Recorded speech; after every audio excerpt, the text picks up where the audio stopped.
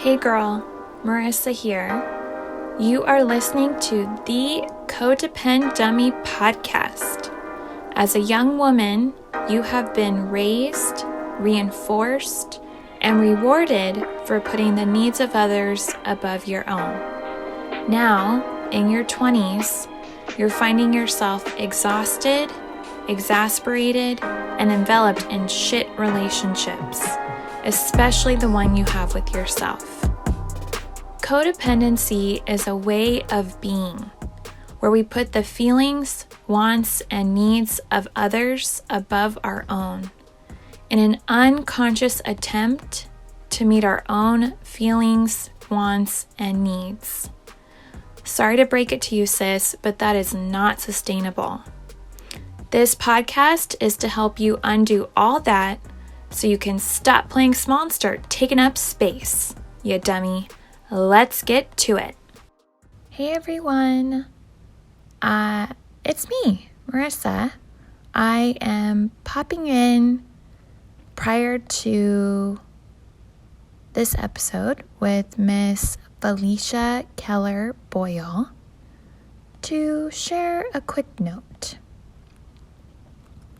Today and tomorrow, November 29th and 30th, are the last 2 days to score yourself a copy of this podcast's premier product, the Confiding Codependummy, for just $20.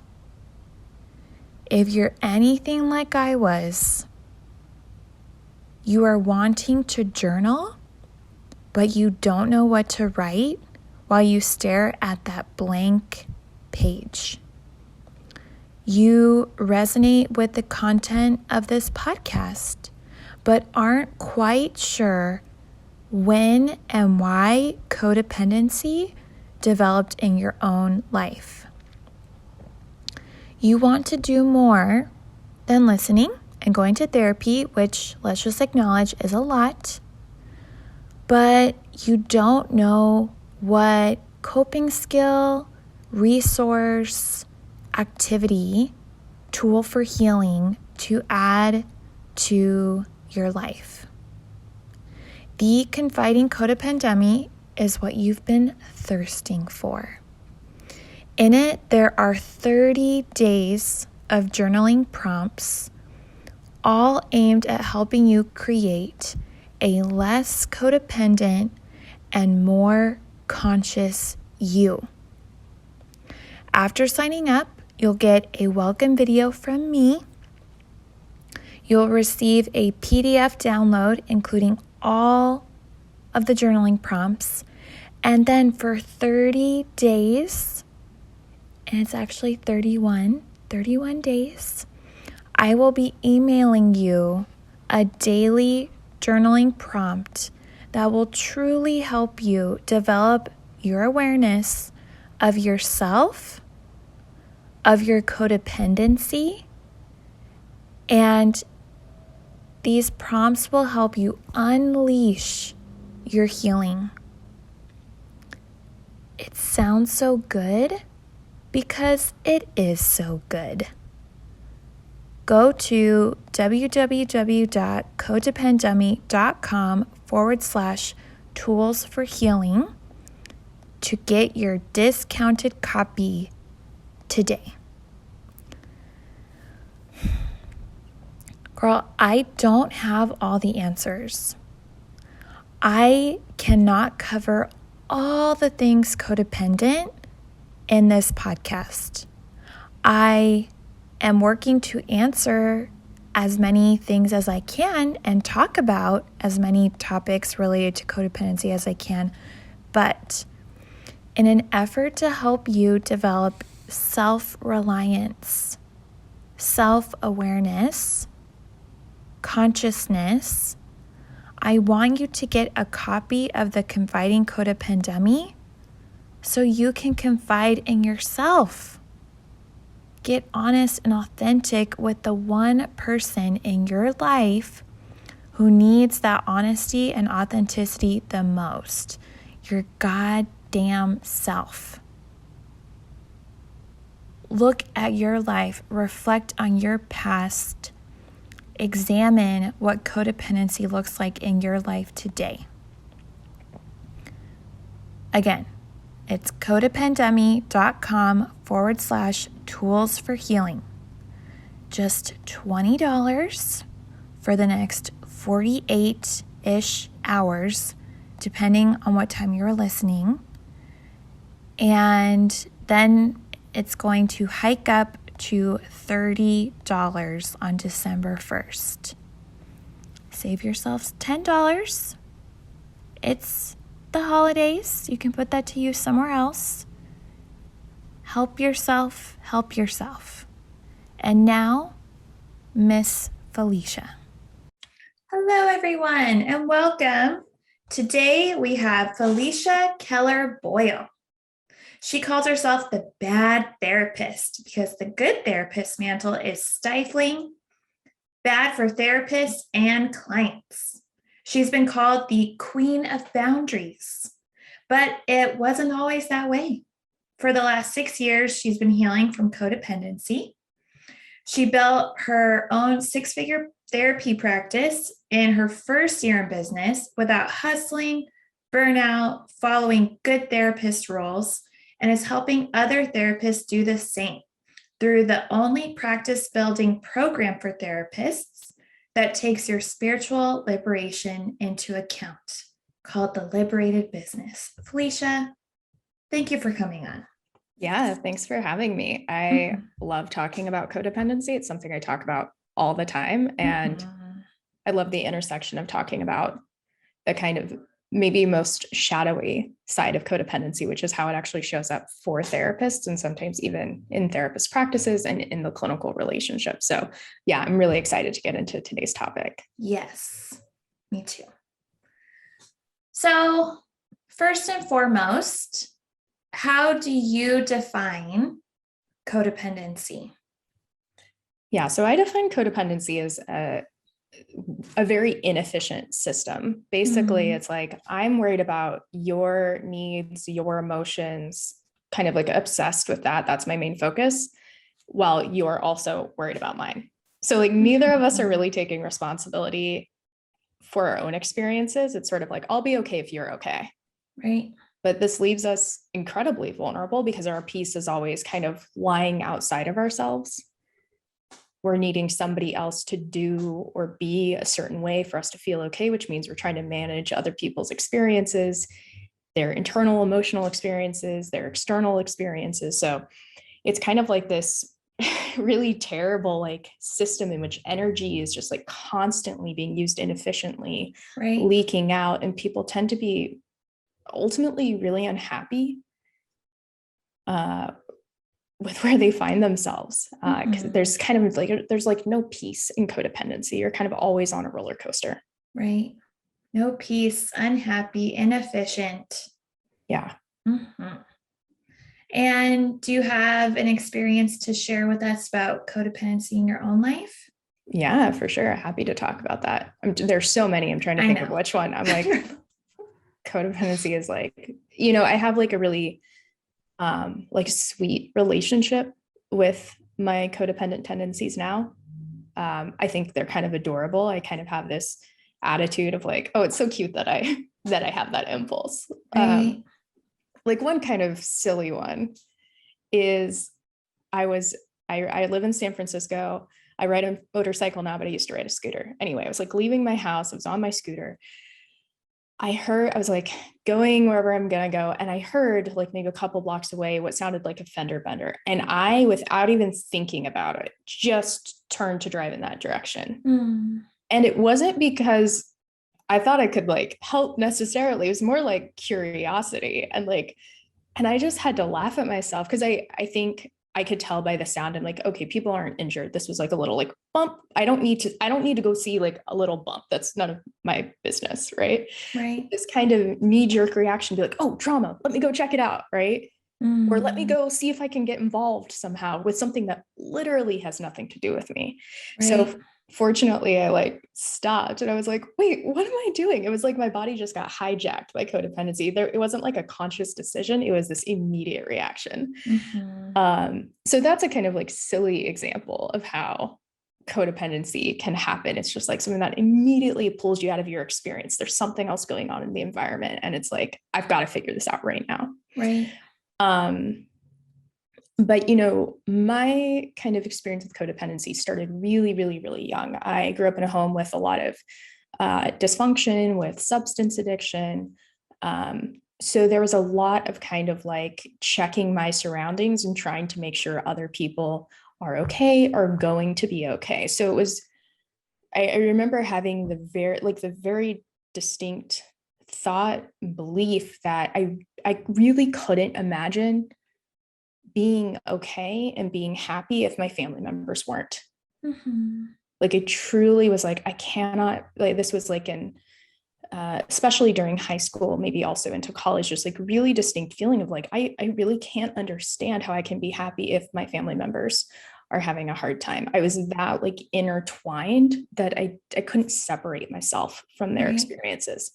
So all the way from like kind of silly examples, like, you know, hearing a fender bender and needing to get involved, to these very, very kind of like early experiences of feeling like I had to manage what was going on around me. When you're a little kid, I mean, that makes a lot of sense because you're relying on your caregivers to take care of you. And if your home environment, your caregivers, other people in there aren't functioning properly as a child, like that is actually very threatening in a way that it's not quite as threatening for adults.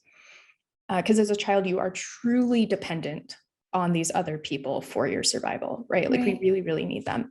So it makes perfect sense that if that's on early on, we're going to be trying to manage those other people in our environment. We want them to be okay, because if they're not okay, we truly can't be. So then I think as adults, right, if we don't recognize that foundation that got set up early on, we can carry that into our adulthood and not realize when those same dynamics are playing out. It's been really helpful for me just to remind myself, like, I am not a child anymore. Like I did the best that I could under those circumstances. And now I'm an adult. Like I can change my circumstances. I can get myself out of situations that are dangerous or unhealthy. I truly can be not self-sufficient, because we're always interdependent, but I have a lot more self-sufficiency than I did as a child. And I get to make different decisions now.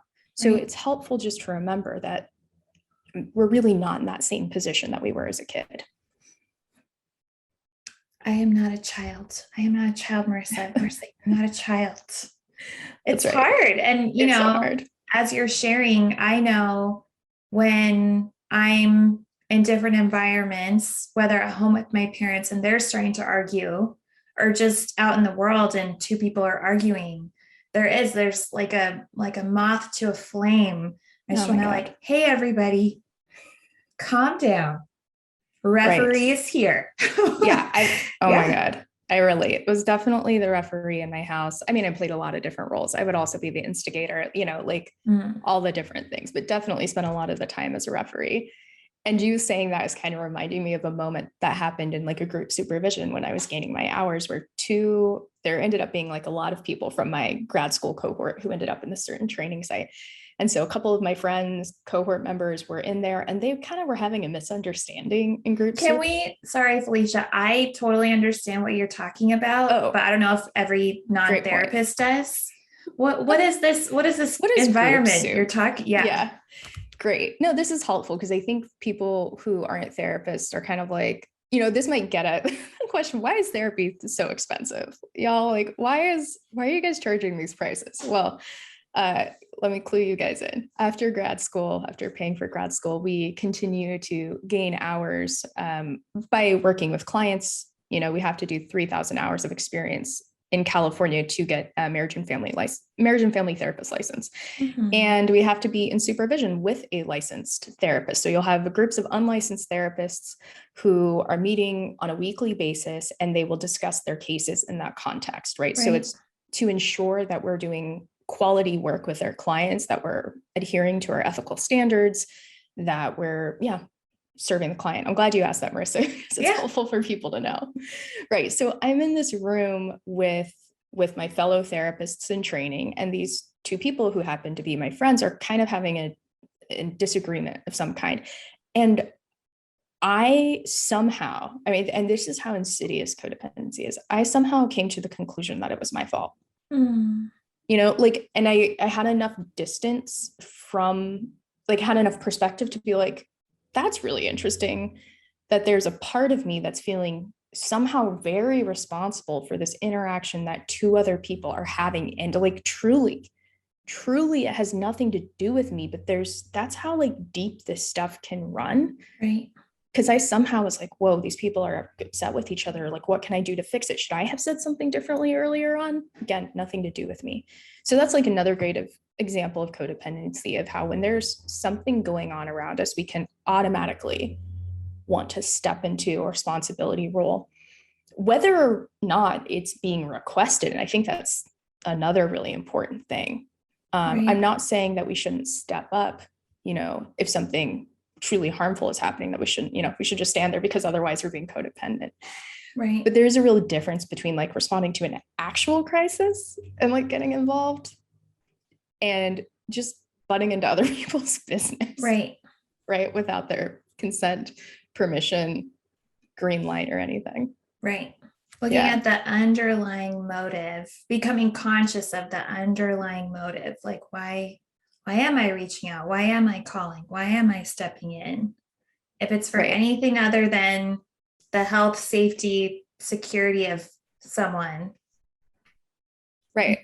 Am I feeling activated here? What automatic beliefs are showing up? So in this case, right, no one had said, hey, Felicia, actually, you're to blame for what's happening in this conversation. Right. That came up, and that was mine. And I think that's one of the important ways that we can heal from codependency, is to take radical responsibility for our own experiences. So one thing that comes up a lot for folks is I've noticed this in myself and in others that I've worked with, and in people that I mentor who are also healing from codependency, that there is often this very quick sorting process that goes on, where if we're feeling any sort of discomfort emotionally, we need to, as quickly as possible, figure out where we're going to assign blame. It's my fault or it's their fault, because once we can assign blame, then we know what we need to do next. Okay, do I need to change this other person, attack them, leave, criticize them? Or is it me? Do I need to feel guilty? Do I need to beat myself up? Do I need to, remind myself that this is why I'm unlovable, or blah, blah, blah, blah, blah. And this very black and white thinking of I'm having an emotion, something must have gone terribly wrong, and someone must be held responsible. It's this whole sequence of events is not the only option. Right. Right. So I'm hearing you're becoming conscious of sorting. You're watching yourself turn around on a scooter. You see your codependent characteristics and think they're so cute and adorable. How did you start to develop awareness of your codependency? Yeah. So as I said before, a lot of my family members deal with substance addiction. So one of my family members was in recovery, in 12-step recovery in AA. And I think prior to that, I had heard about Al-Anon, maybe. I'm not really sure. I don't have a conscious memory of knowing about it before then. But Al-Anon is for loved ones of people who deal with substance addiction. So it's a very confusing name. It's kind of weird. Yeah, because QAnon? Well, gosh, yeah, no, Al-Anon's been around a lot longer. But AA, or Alcoholics Anonymous, is AA. Al-Anon, again, kind of a weird name, is a 12-step program for people who have loved ones who are dealing with substance addiction. So that's what you go there for. You go there to recover from your obsession over the a person who has alcoholism or drug addiction in your life, because what tends to happen is someone who's addicted to substances, their life can become very much about acquiring and using those substances. It becomes a very large focus. And for Al-Anons, our focus becomes that person. Right. Right. They're addicted to the substances. We are addicted to controlling them, managing them, right? Making sure that they're okay, or doling out punishments and criticisms, like maybe whatever flavor of Al-Anon you have. So anyway, I was on a call with this loved one, and they were like, I think you need to check out Al-Anon. They're your people. They'll kind of get you. And so I went, and for a lot of people, Al-Anon can be scary at first. It can be really overwhelming. There's a lot of jargon. We use the word God and higher power. That's really off-putting for a lot of people. Depending on where you're participating in Al-Anon, it could have like even stronger God / sort of Christian vibes, although it's technically not. But like for some people, that's a real barrier to entry. But I will say that ultimately I felt really at home, because what I heard people describing in terms of their experiences, I felt so seen. And one of the experiences that I had growing up with addiction in my home is that I was constantly getting just bullshit advice that was reinforcing codependent behaviors all the time. Like, go for it. No, like what? Like what? Yeah, like literally anything to like control this person. Oh, you should take the doors off the hinges. You should hide all the sharp objects. You should call the cops on them. You should send them across state lines to a treatment facility. You should just love them, pray for them. It was just like nothing, no one once, not once. And this almost breaks my heart, because, and I hope people who are listening hear this and know that they matter, because not a single person said, what do you need? Yeah, your loved one's having a really hard time. And like, apparently, despite your best efforts, that's not changing. What about you? Right. What are you struggling with? You're spending all your time focused on this other person. Kind of seems like you need some help, right? And so, yeah, when I started going to Al-Anon, like I really started getting that. I really started to learn to put the focus on me, to stop making this other person kind of like, and it's so fucked up, because I kind of put them in charge of my emotional well-being. They never asked for that position in my life. I just kind of decided I'm only going to be happy when you're happy, and I'm going to be sad when you're sad, and I'm going to be freaked out when you're struggling. They never said, hey, how about you make me your higher power? Right? They weren't asking for that. And my putting them in that position certainly was not helping when it came to their own addiction. That's a lot of pressure for somebody, right? I wasn't helping myself. I wasn't helping them. So being an Al-Anon really helped me put the focus back on myself. Lo and behold, and this isn't always the case, my loved one is doing a lot better. Are things perfect? No. But I've kind of given them back their freedom to live their own life instead of trying to control them all the time. Right. And you're better. I'm a lot better. My life is honestly completely different. If it weren't for having this, like everything good that has happened in my life since then basically began with being in that program. Wow. I was terrified of being out of control, completely terrified of being out of control. Yes. Right? It's dangerous. In my home, it was very, very dangerous on a lot of different levels. Yeah. So not feeling like I had control was terrifying. And that showed up in romantic relationships. That showed up, I'm sure in clinical relationships, all over, with strangers on the street. Like with that silly scooter example, something's going on, I need to control it. Right. Supervision. Yeah, all of it. So yeah, I mean, that's how I really began to become aware of these tendencies in my life. And it really helped me be a lot less judgmental, because again, a lot of what I was doing with my family members was I was very judgmental of them. I thought I knew better. I thought I knew what was best for them. if only they would just listen to me and do what I said and listen to my fantastic advice, they would be better and all their problems would be solved and we just, move on and be happily ever after. But I think the other thing that was really huge about me healing my codependency, and not healing as if it's over, it will continue to be a process for the rest of my life. And I'm honestly grateful for that. I'm grateful to have gotten sick in a way that gave me entry to something like Al-Anon. Like would have rather have gotten sick than like have been well, quote unquote, and never found this. Yeah,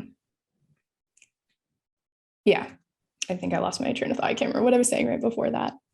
Well, how come you're glad you got so sick that now you're on a lifelong journey of healing? Yeah. Well, I think so many people will never have this sort of a community in their lives. They will, unfortunately, never access something like this. And I think one of the beauties about Al-Anon for me, and this is, I should say, like, this is just my experience. I 100% don't speak for Al-Anon as a whole. I'm just speaking about my experience of being a member in this program. But so what I've experienced is that I get to be a part of a group. I get to learn. There are kind of spiritual components of the program, like things I'm learning, things I'm becoming aware of. And then there are also like actions I take.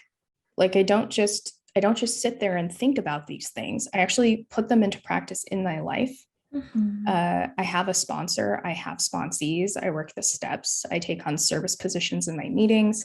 So there's like both the kind of introspective, reflective parts of the program, and there's also the doing the fucking work in real life. Right. Like actually showing up, because I think there are a lot of times we'll maybe do one and not the other, whichever one you tend to be more willing to do.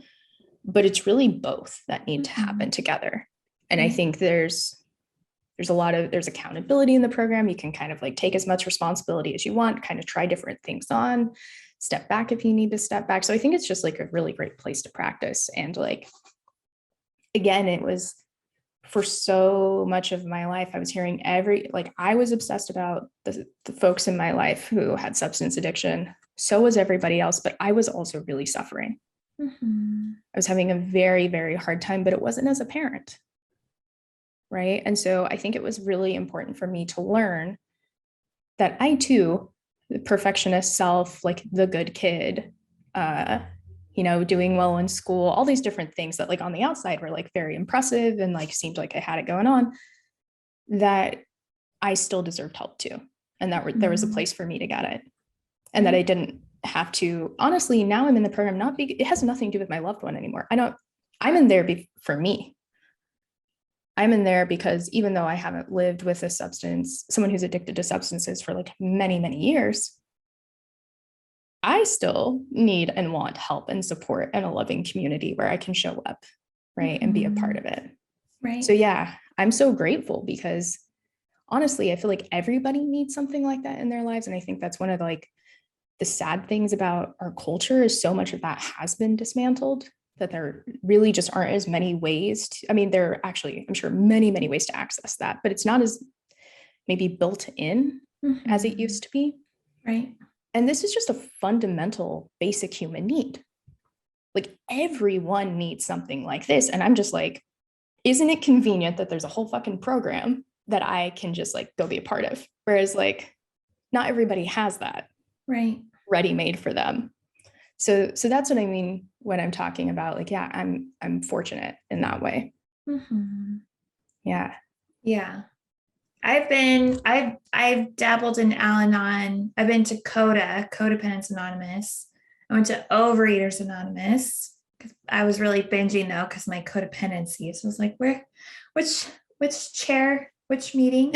Which door do I open? Yeah. And one thing I know for sure, it's so ironic being codependent, being so dependent on others and feeling so lonely. I think loneliness is just such a core piece of codependency. And so with these 12-step programs, you get that piece addressed, fulfilled, acknowledged. Yeah. Right. And for a lot of it, it's maybe like one of the first places we're going where like we don't have to pretend like we've got it together.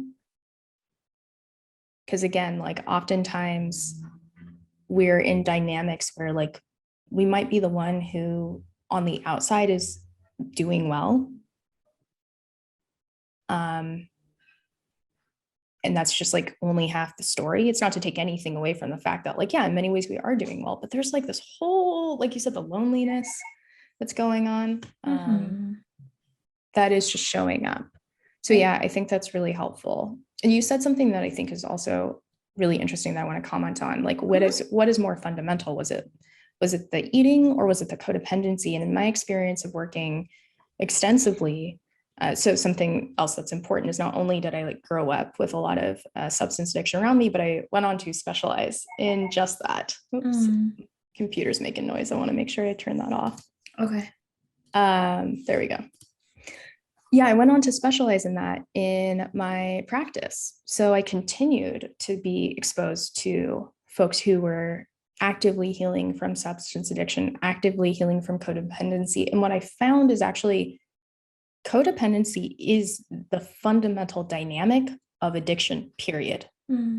Whether that's being manifested in a relationship with substances, with food, with exercise, with working, self-harming behaviors, like whatever, that could be manifest in a multitude of ways, but the dynamic fundamentally is a form of codependency.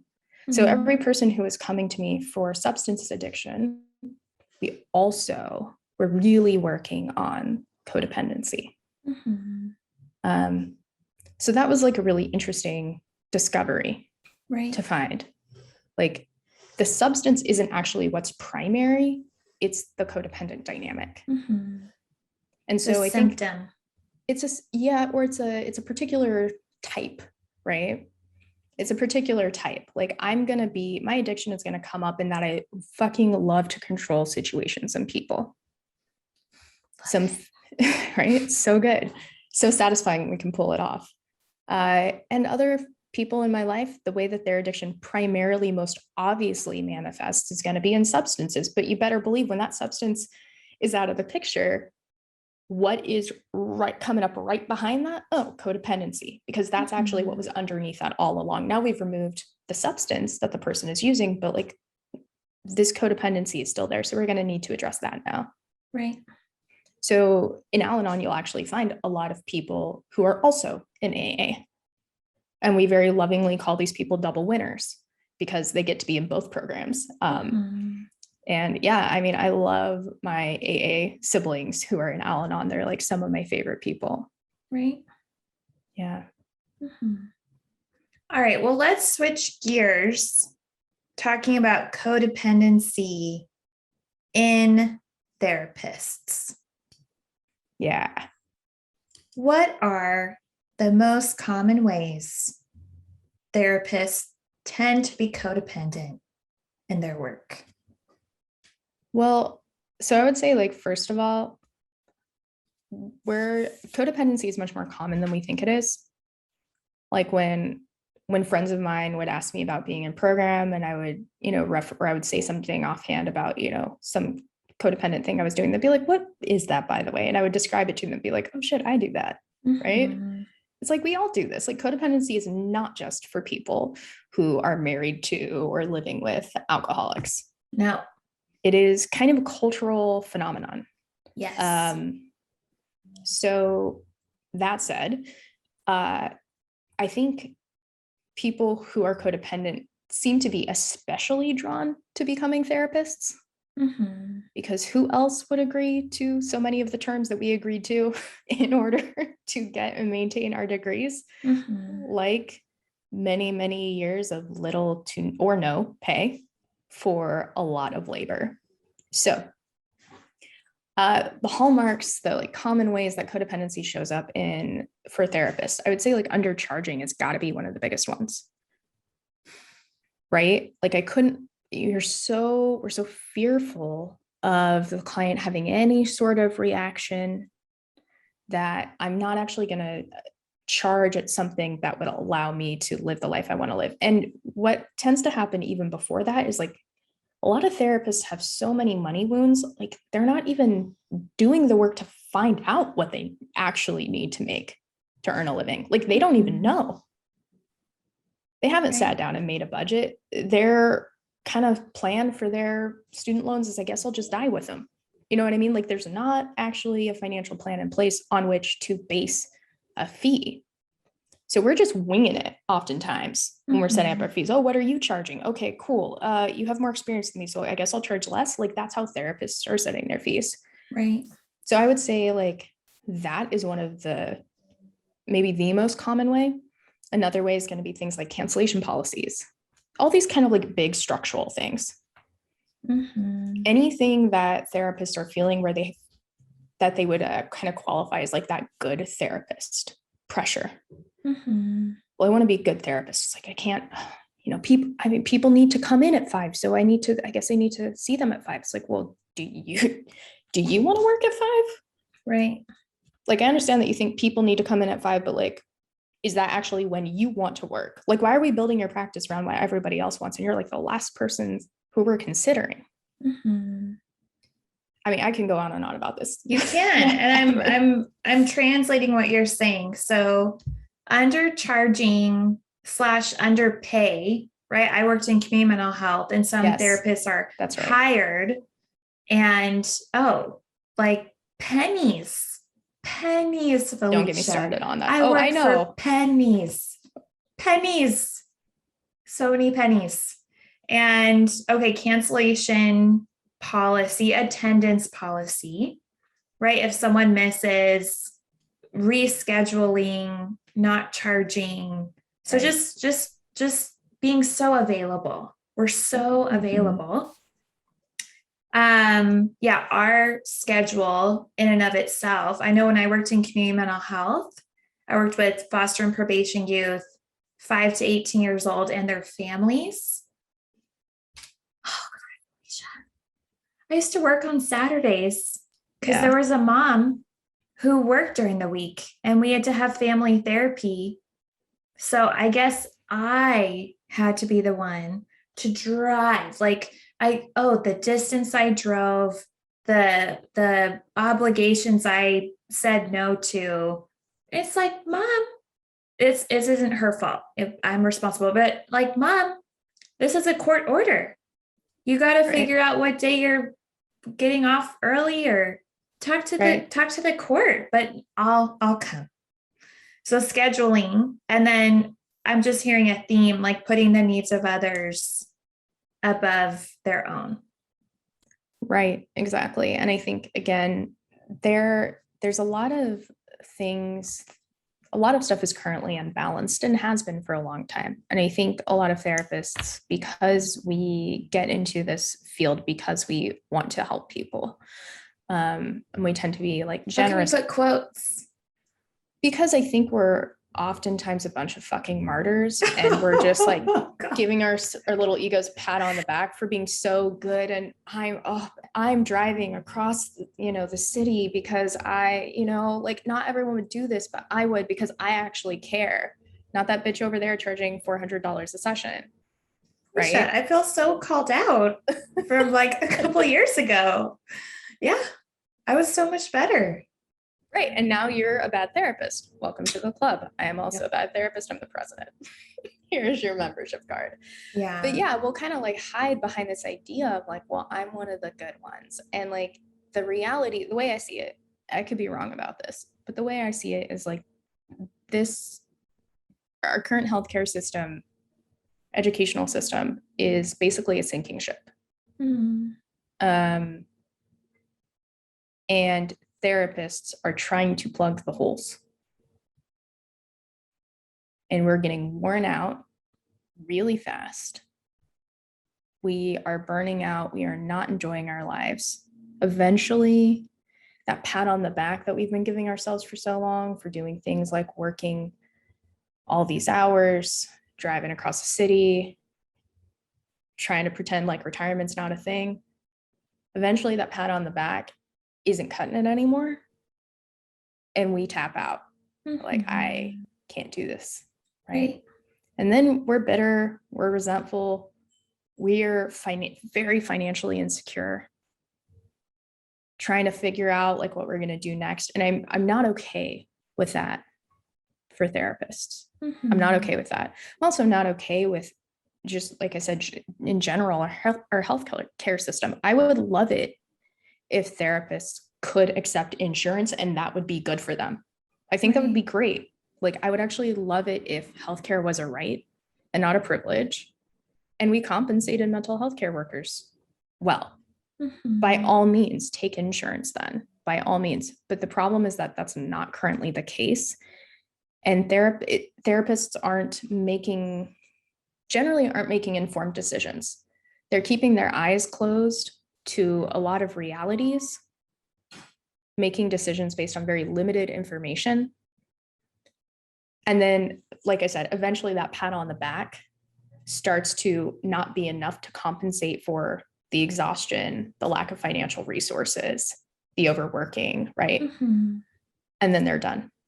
So, for instance, I'm at a place right now, I've actually, in the last year, closed my psychotherapy practice, and I'm focusing exclusively on supporting therapists in building their own practices with all these principles in mind, like we've been talking about today. Mm-hmm. But I have some time on my hands now because I'm not working crazy hours, and I'm going to go volunteer somewhere, ironically, at a needle exchange, if they'll have me, right? Because like, this is near and dear to my heart. I'm very into harm reduction, very into intravenous drug users having access to clean needles. I put my oxygen mask on first, and now I from a place of abundance, can go back into these communities, right? Rather than giving with really no familiarity with my own needs. Right. So I want to be very clear. I'm not suggesting that we're not participating, that we're not contributing to communities that are really struggling. I'm not saying like, oh, fuck them, like that's for the next generation to figure out. But what I am saying is like, can you, as a therapist, prioritize putting your oxygen mask on first? For crying out loud, give yourself permission to do that for like a year or two.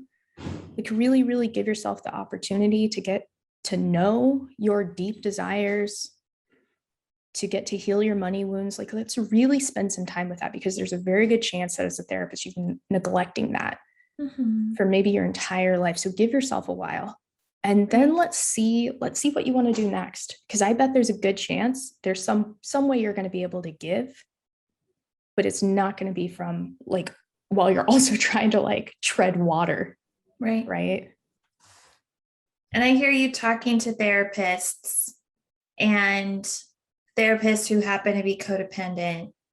Most of our listeners, all of our listeners, hopefully, are codependent. And so I would argue you could generalize what you just said to everyone. 100%. Like, please prioritize yourself. Yes. Like, give yourself a year or two to focus on what you want to do, valuing yourself, finding your worth. And then you can give back in ways where you're not so hyper focused on one person or your family or your shitty boss. And we'll change the world. Exactly. I think that's so true. I think had me and the other people growing up who weren't dealing with substance addiction gotten advice to like, hey, why don't we all start paying more attention to yourselves? Like, this person is on their own journey. They're going to do what they're going to do. Like, yes, be there, give them love, be available to them, be available to provide support. But how about you go get a fucking hobby? Or how about you go to therapy your damn self? Because you need to, if anything, you might even need it more than this other person, right? Like, I feel like if we had been doing those things earlier, we would have enjoyed our lives, been healthier a lot sooner, probably my loved one too. Because again, like I said before, I wasn't doing them any favors by making them my higher power. I wasn't making their relationship with substances any easier to manage. Right. So I think it feels really scary for folks to kind of like take their foot off that gas pedal and put it on another one. Cause it's like, well, if I stop managing this, Whether it's like the person in your life, whether it's kind of over giving in your therapy practice via lower fees or policies that are really actually harmful, like whatever ways that you're doing that, it feels scary to take that off, because a lot of us have fear of, well, what if those people spin out of control as a result? What if you're have a loved one with substance addiction, what if that person ODs? If I stop paying attention to them all the time. Right. And that's something I faced. Like I have a family member who has OD. They've survived, but like I'm not saying that from a place of like, oh, I don't know what that's like. I actually know what it's like to be afraid that I'm going to get a call that my loved one is dead. So I really fucking get that it is scary as hell to take your foot off that gas pedal and stop monitoring 100% of the time and let that person have their own life, their own journey, right? Same in your therapy practice, to stop trying to please every single client and give them exactly what they want. Take your foot off that. And then we have fear like, well, if I'm not being a good person, quote unquote, in these ways, what if I'm actually not a good person? Right. What if I'm a really bad person? What if I really don't care? Because we can misconstrue control and pity and obsession for love and care, right? So we need to learn to extrapolate that. What I've found is when I've taken my foot off that gas, I've given people back their agency, not that I could ever take it truly, but I've stopped pretending like I had control over them. I get some breathing space. I start focusing on myself. I start taking better care of myself. And I kind of get to redefine what being a good person means to me. It's no longer about overgiving, about exhaustion, about me getting an award for being the most tired therapist on the block, right? Like I'm well taken care of. And now I get to make completely different decisions than I would have made earlier about how I do want to give.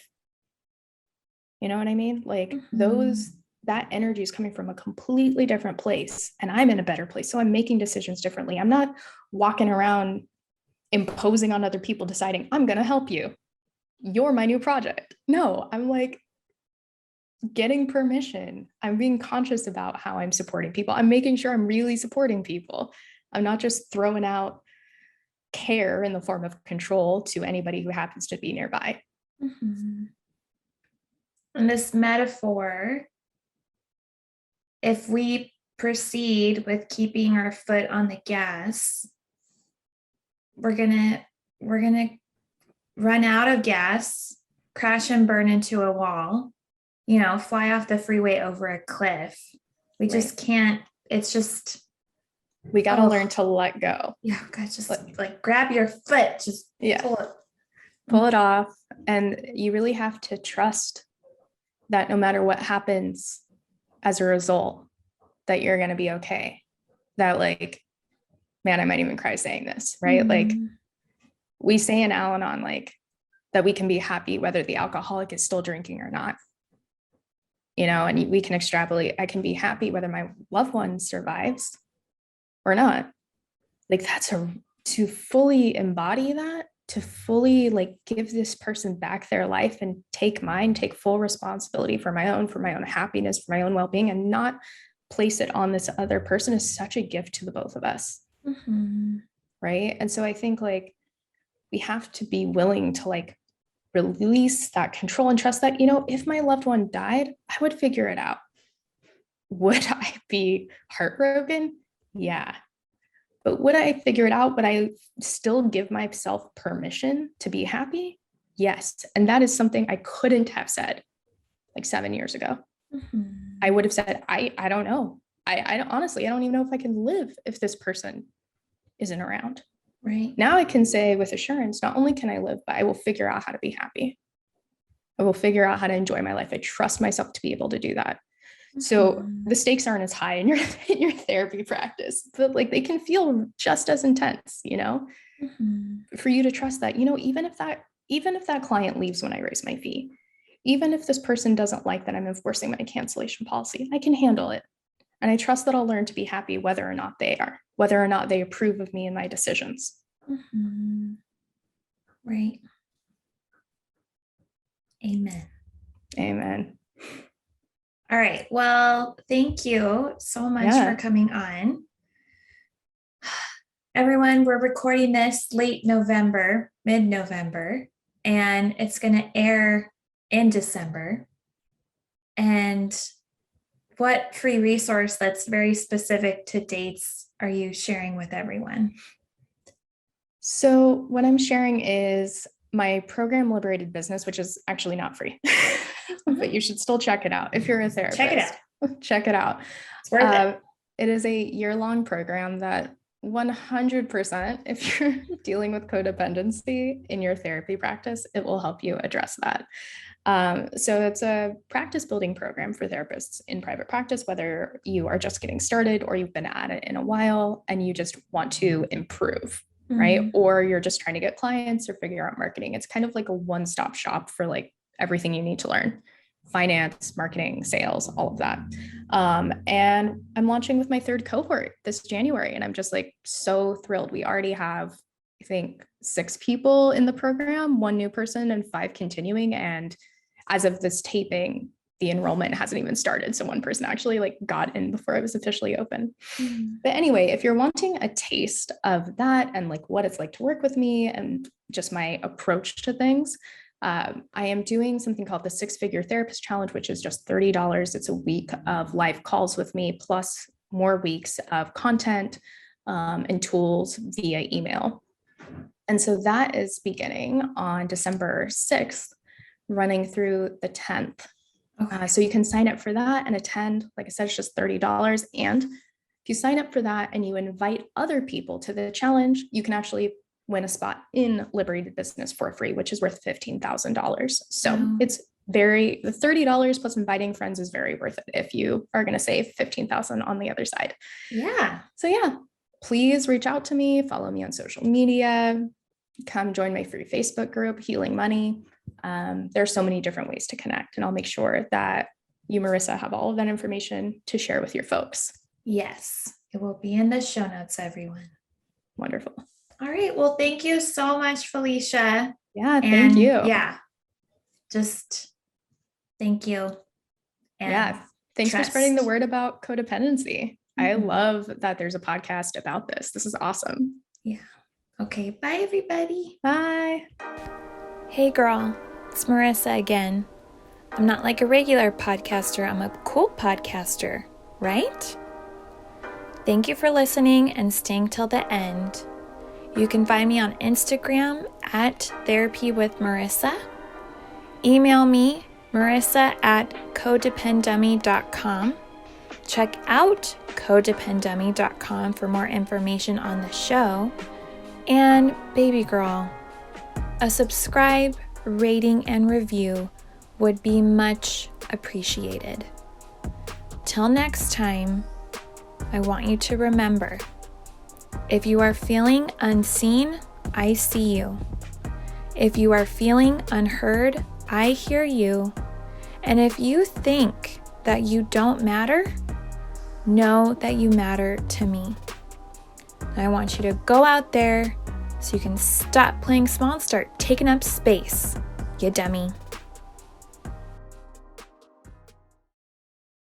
And now, the disclaimer.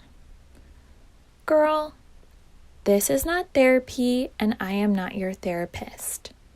This podcast is designed to provide accurate and authoritative information in regards to the subject matter covered.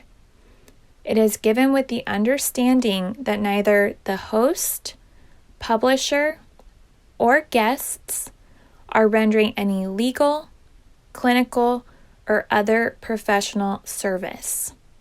If you want or need a professional, please find one.